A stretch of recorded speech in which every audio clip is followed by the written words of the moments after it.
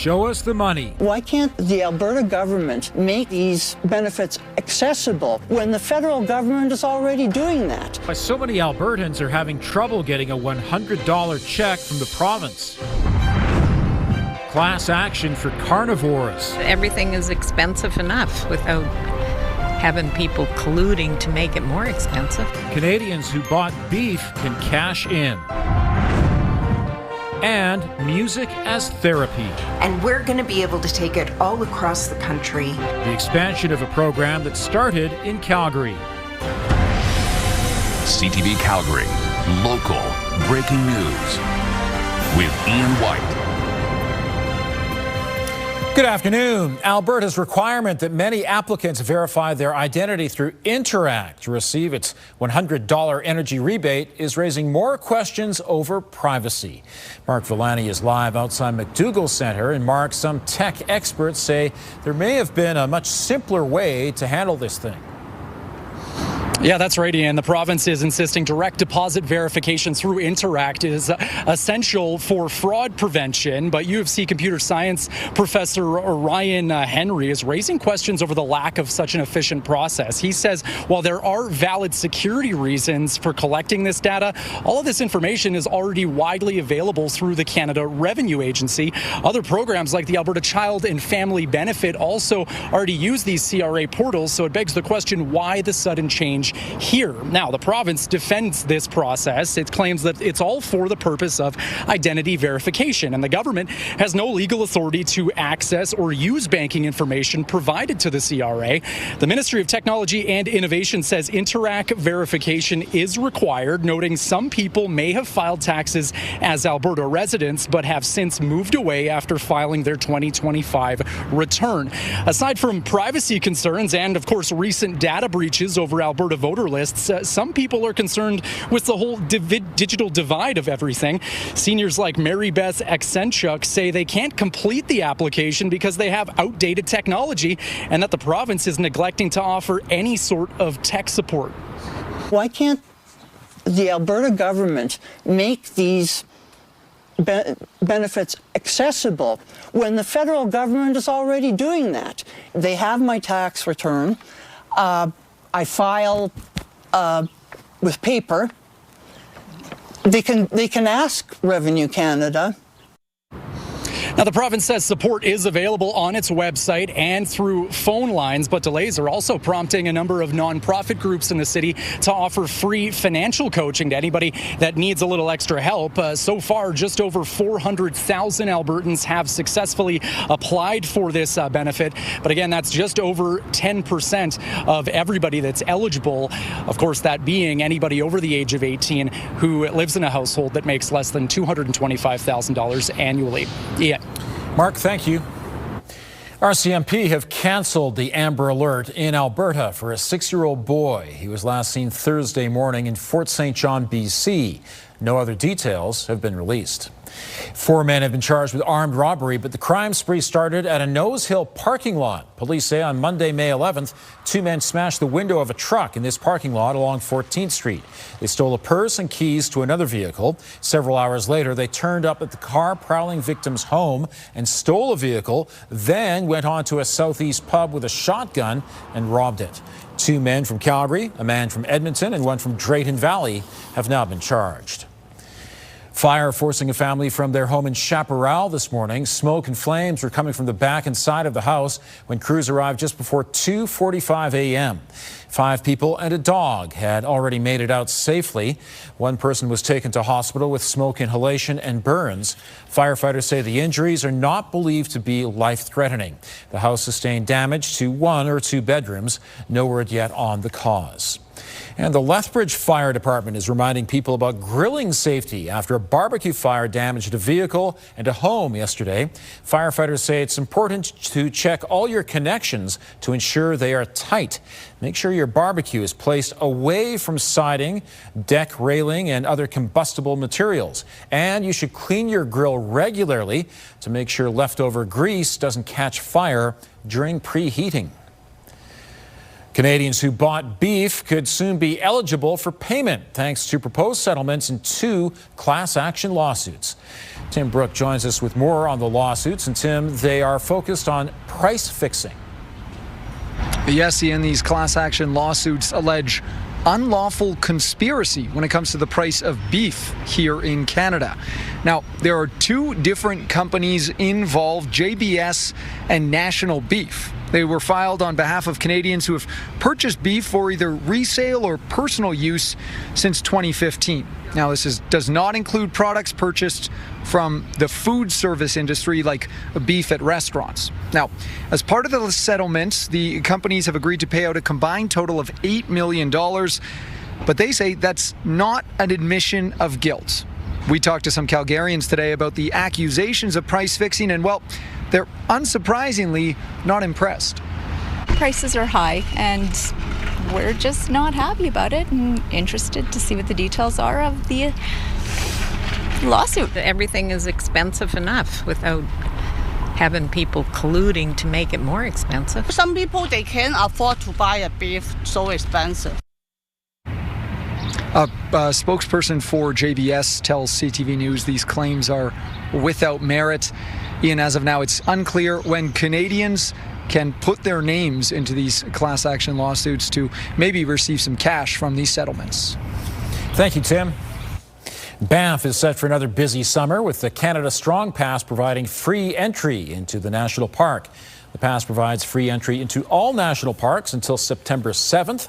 Last summer, nearly 7 million vehicles came through Banff during the summer months, and that's a record. The mayor says the pass does create some additional pressure on the town. Internationally or even from the States, I think it's more of a nice surprise when they get here to learn that there's free entry to the national parks. I don't believe that that is a motivating factor for people to come from far away. However, it is a motivating factor for our day visitors, which is why we really strongly urge people to go to carfreebanff.ca to learn about all the ways they can get here without a car. The Canada Strong Pass also provides free and reduced admission to museums, galleries, and discounted stays at campgrounds. The stampede was the perfect backdrop as 40 people received their Canadian citizenship today. Fulfill my duties. And fulfill my duties as a Canadian citizen. They took the oath this morning before receiving their certificates and a few souvenirs to remember the occasion. Among the new Canadians, Joel Cowley, the CEO of the Calgary Stampede, and his wife, Tammy. They're both from Colorado and came to Canada in the early 90s. He says to become a citizen during Stampede was very special. Yes, that was very, very special to walk down the line and shake the hands of the official party, including our president and chair of the board, Stuart O'Connor, who is in part responsible for us being here. So that was very, very meaningful. Some of Canada's newest citizens told us they came to Canada because it's a special place founded on kindness and civility. So, congratulations to all those new Canadians today. Fantastic. Right. You know, this is one of those days, if you park the car in the sun, you get in the car. It's like 80 degrees. You put your hands on the steering wheel, it's a little toasty. Yeah. I mean, in the winter, you put your heated steering wheel on. Yep. And it's automatically on right now. There's a lot of heat. And if you think today's hot, tomorrow, even hotter. Now, we are not under a heat warning in Calgary, but we're just below the criteria, especially by the time we get into tomorrow. Okay, so 27 degrees is the temperature at the airport. The winds are calm. The sun is out. This is stable weather for a long time here. For tomorrow, 17 degrees at 8 a.m. So even the morning will be toasty. And then by the afternoon, we'll likely crack the 30-degree mark. If not, we'll get to 29. Gusts will gust up to about 40 kilometers per hour, which will be welcomed considering it's getting up to 30 degrees. Prepare for it to feel a lot hotter than that if you head down the Stampede with all the people in the pavement. That's your 24-hour forecast brought to you by Fifth Avenue Volkswagen. Family-owned, community-driven. Discover more at Fifth Avenue Volkswagen. Thanks, Danielle. The hot weather, as you've seen, is finally here, and that can be dangerous. Next, where the fire risk is now very high, and how an infusion of money will help the National Music Centre's music therapy program go nationwide. Also, if you have a news tip, text us at 10400. The fire risk in southern Alberta is very high. That's despite all the rain that fell in June. It's expected to be hot and dry this weekend in Lethbridge. Ideal conditions for a fire to ignite and take off. There is a fire ban in effect for the Oldman River Valley in Lethbridge. Temperature and humidity hit about the same level, 30 and 30. It's just ready for a fire so quickly. The Lethbridge Fire Department is urging people to be cautious this weekend to ensure that fires do not start. Danielle, it is so strange because we had so much rain in May and June, and now it's really dry. Yeah, and so our risk is only going to get more and more elevated as we go through the next 10 to 14 days because this is such a long, dry stretch. The other thing is when we do get a little more moisture to help things along, it will likely come with lightning in many circumstances, which enhances the fire risk. So when you look in the south end of the province, as Ian had mentioned, you can see all the red there. So Lethbridge over to Medicine Hat, closer to the southwest corner here. And if you look at the legend, that's extreme. So we're at that extreme level in the south, and just to the west of Calgary, there are some pockets as well where it's at that extreme level. And then for Calgary specifically, we're more at the very high level. And then in the yellow here, this is high. So southern Alberta, high to extreme is where we're looking right now, and it's only going to get hotter and drier. This is why we're stuck in this pattern right now. So this is that ridge of high pressure, and this is going to basically, it's a dome of protection. So it's going to allow lots more sunshine over the next 10 to 14 days, stability, and under this, the heat builds and builds and builds. We're going to see the hottest temperatures in the southeast corner, and that's why we do have a heat warning in place, which I'll show you in just a second. All right, so there's the heat, 30 degrees in Brooks and Medicine Hat. Tomorrow, a lot of the communities in the southeast will get closer to the mid-30s. And then so far today, we got to 27 in Calgary, and that's our temperature at the moment. And for tomorrow, we'll likely hit 30. So we're looking at ranging from 30 to 35 in most communities in southern Alberta tomorrow. So even hotter. All right, there's that warning in place. Medicine Hat up to Jenner, foremost many berries over to the Saskatchewan border. Outside of this, it's not that it's not hot. It's just about a degree or two off of being in the heat warning criteria. So everywhere's hot, as you saw by the current temperatures, and especially as we go into tomorrow when it gets even hotter. That heat warning will likely remain in place until Monday. We'll get a bit of a break, getting more to closer to normal temperatures on Tuesday for most communities, but then we'll shoot right back up again. So that's why 14 days of heat. All that activity is up to the north of us, and that's because of that ridge of high pressure that's basically redirecting all of that up and around us. This will continue for the next, well, the rest of the weekend and through much of next week as well, except for Tuesday, late Tuesday and Wednesday, we have the potential of that system, the jet stream slumping down a little bit, and that will open us up to the chance of showers and thunderstorms, and we'll have more reasonable temperatures with a high of 25 by Tuesday and Wednesday. But for the next 3 days, as you can see, it's hot, high 20s or 30s.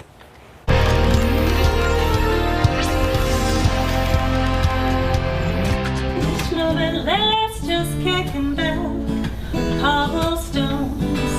Again, fun and feeling groovy. This is music therapy in action, and the National Music Centre is celebrating an additional investment in music therapy, $500,000 from BMO, matched by the Jim Pattison Foundation. The hope is to expand the program to all of Canada's provinces and territories. Joining us is music therapist Jennifer Buchanan. It's wonderful to see you once again. Oh, it's great to see you too, Ian. So in practical terms, what does this money accomplish for you?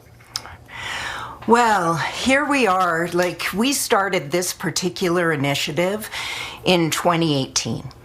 And we have had music therapy in Canada for decades now.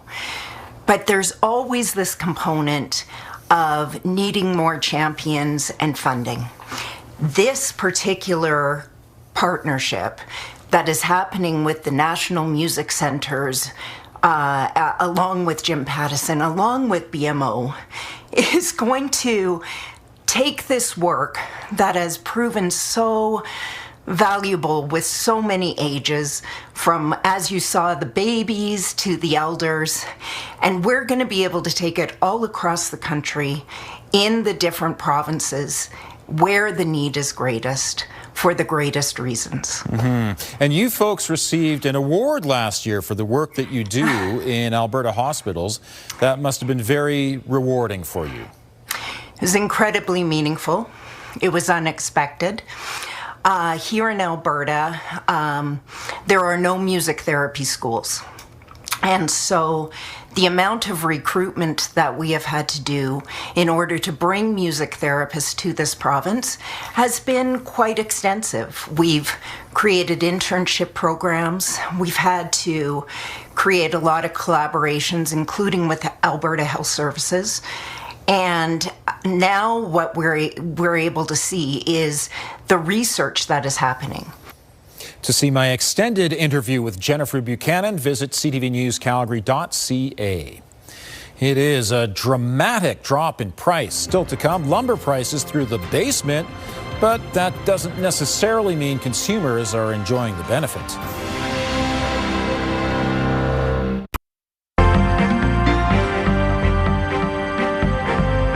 Jobs report in Canada comes in stronger than expected. Joining me is Liana Wozniak, investment advisor with the Popwich-Karmali Advisory Group. Liana, some relatively good news about employment to wrap up the week.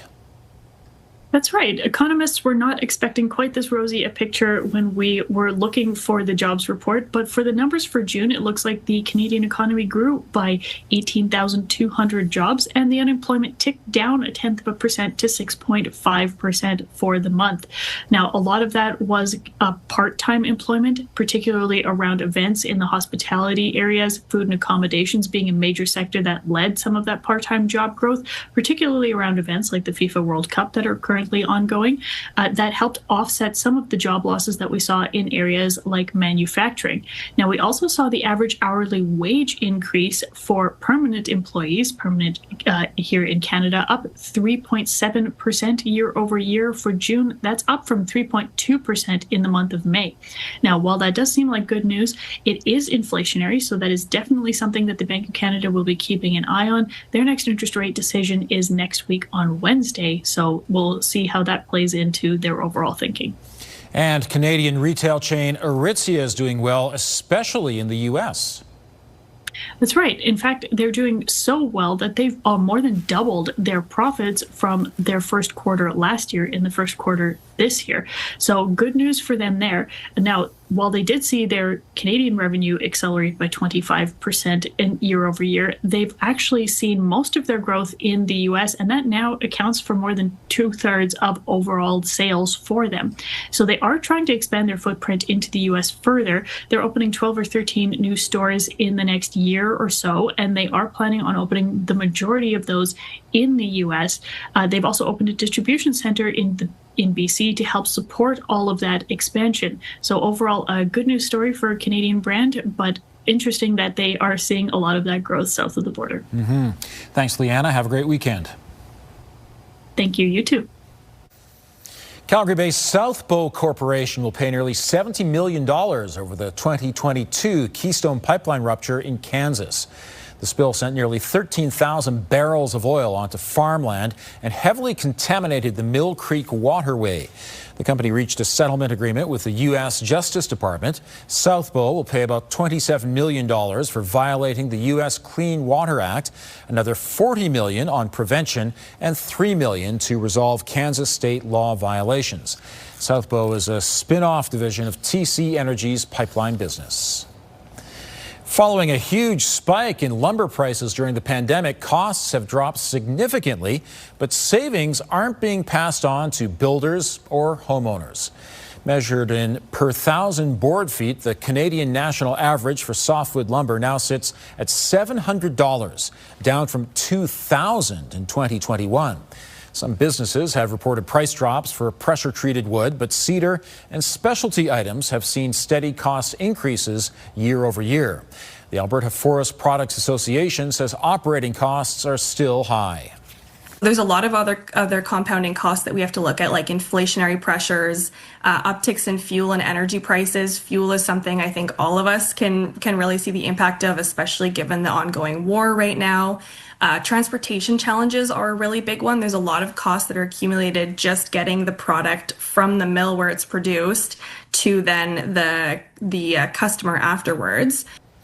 Even though some costs continue to rise, several contractors say prices in 2026 have leveled out after continual increases, and the season has been quite busy for work. Albertans continue to complain about the province's energy rebate. Here's Tara Nelson with a look ahead to CTV News at 6. Hi, Ian. Some Albertans continue to face challenges signing up for their $100. But that is not the only problem. Coming up at 6, we'll hear from an Alberta couple who had to pay over $50 just to get the right ID to claim their cash. Also ahead, free entry to Banff National Park is putting pressure on the mountain town. Coming up, how some Banff businesses are feeling about it. Ian. Thank you, Tara. We have some hot weather for a few days, including the final 2 days of the Stampede. Right now in the city, it's 27. Danielle has details just ahead. If you have a Stampede barbecue or pancake breakfast planned this weekend, it looks ideal for it. Oh, ideal, especially in those morning hours when we're in the high teens, which is very nice and pleasant to kick off our mornings. By later in the afternoon, though, there's some serious heat out there in the city. 27 degrees currently, also our daytime high. Normal is 23. We are above normal, and other than Tuesday of next week, we'll be above normal for the next 14 days, it looks like. 30 degrees is a high for tomorrow. If you're headed to Stampede, be prepared for it to feel well hotter than that with all the people in the pavement. 28 degrees on Sunday, so not far behind, and then still 27, so those high 20s for Sunday and Monday. This comes with a whole lot of sunshine thanks to a ridge of high pressure, Ian. Thanks, Danielle. An animal rescue group in Edmonton is dealing with an unusual influx following June's record rainfall. Wild North Animal Rescue says it's taking care of 15 Franklin gull chicks that were washed out of their nests during heavy rain. The rescue says the birds are seldom seen in Edmonton, but do frequent the shallow lakes surrounding it. Taking care of the chicks presents some unique challenges. Gulls eat a lot of small fish and insects. The rescue has been reaching out to its volunteer base to round up the necessary protein. Thanks for joining us. Now here's the early edition of CTV National News.